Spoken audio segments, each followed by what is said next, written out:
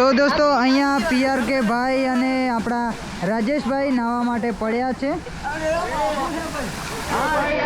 જે તમને નજારો તિલકેશ્વર મહાદેવ મંદિરને જ્યારે તમે ઉપરની સાઈડે આવશો તો તમને આ સરસ મજાનો નાનકડો વોટરફોલ જોવા મળી જશે।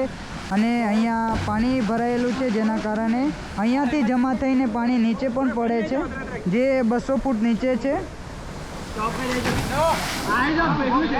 હા બસ